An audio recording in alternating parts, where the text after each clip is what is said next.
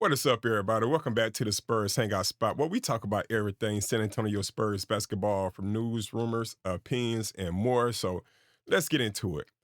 All right, so tonight I want to talk about our guy, our new coach, Mitch Johnson. Now, we all know Pop went out at the beginning of the season with a health scare that kind of forced him to be on the sideline for the rest of the season. In comes Mitch Johnson as the interim coach, pretty much for the rest, well, it ended up being the rest of the season. And he ended up coaching 77 games and ended up with a record of 32 and 45 within those 77 games. Now, by season's end, Pop realized that he wasn't going to be able to come back to the sidelines. So he ended up stepping down and moving into a front office role. And shortly after, Mitch Johnson was named the head coach, which is where we are today. Now, a lot of fans weren't too happy about this hiring. They felt like we should have waited and felt like they probably had better choices out there who were available, like Mike Malone, who was available, and also Taylor Jenkins, who became available later on that season when he was released by the Memphis Grizzlies. So some fans kind of felt like, we should have went with a more experienced coach to coach Victor and the guys that we had on the squad, to go forward with that. But I feel like the Spurs made the right choice. I think Mitch Johnson ended up being the right choice for what we needed. And I think there's a couple of reasons why.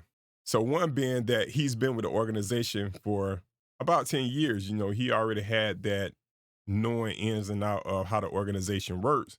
So you didn't have to worry about bringing in a new face and who had to, learn everybody and learn everything about the team or whatnot. He already had that inside family feel, to him. So he started out in 2016 as the head coach of the Austin Spurs, in which they won a championship, I think, in 2018. In 2019, he became assistant coach on the bench with the actual Spurs team.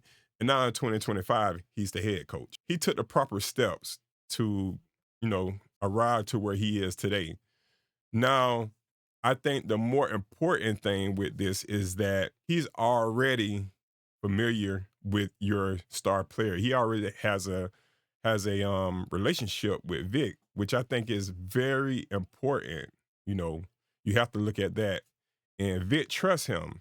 And I'm pretty sure that Vic had a say so in him being named the head coach. So when you think about those couple of things, I think it was only right for Mitch to get the job. It just made more sense despite not having the experience. Now, some fans weren't too happy with how his coaching went during this season. He had questionable rotations, he had questionable lineups, and some in-game decisions, were questionable as well. Which for a rookie coach, hey, you got to take that. Now, I really don't know how important winning at that time was to the Spurs.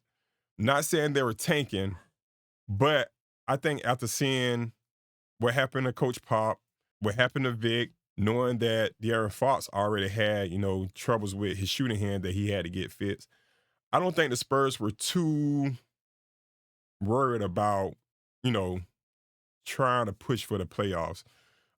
So therefore, I think they were kind of experimenting a lot. I think they were experimenting with lineups to see who fits, who may not fit, who we should keep, who they should let go. And so I think that's what a big part of it was. It wasn't too much pressure on doing a perfect job coaching. Um, with that being said, you still can tell that he has a lot of learning to do. But again, when you have the greatest coach behind you, who's going to be giving you, ideas here and there and who's going to be helping you along the way, I think Coach Mitch is going to be all right with that. But what I want to say is, man, how lucky of a coach is he? For your first NBA job, head coaching job, you end up with a generational talent that the league has never seen before. You end up with a premier point guard who was once a all-star in De'Aaron Fox as your starting point guard. You just got the rookie of the year in Stephon Castle. Now you have the number 2 pick, which you may end up getting some young talent, or That may be a trade. Who knows how that's going to go. We're still waiting to see how that's going to go and pan out. And also, there is talk about maybe KD coming, or my hopes, and it's still out there until it's not out there, is that Giannis. So think about the coaching job you're stepping into with those guys. I mean, is there any other coach as lucky as this guy right here with all he has or potentially may have going forward?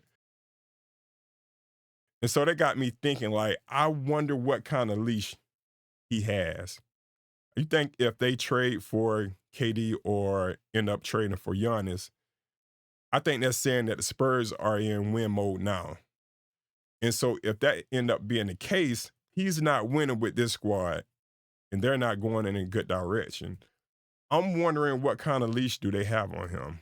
I'm wondering if they say, "Hey, listen, we got the squad. We need you to get us there." So that's kind of interesting to see how this is going to turn out. But I really want to get your opinion on it. Do you think that despite everything that's going on, despite the squad that he has, the players that he may have coming in, that they're just going to let him ride it out and not worry too much about how this season goes, or do you think they're going to be pushing for us really making it somewhere with the team that we have or the team that we could potentially have? So I would love to know your thoughts on it. Those are just my thoughts on it. Leave a comment down in the comment section and let us know. But into the next one, go Spurs.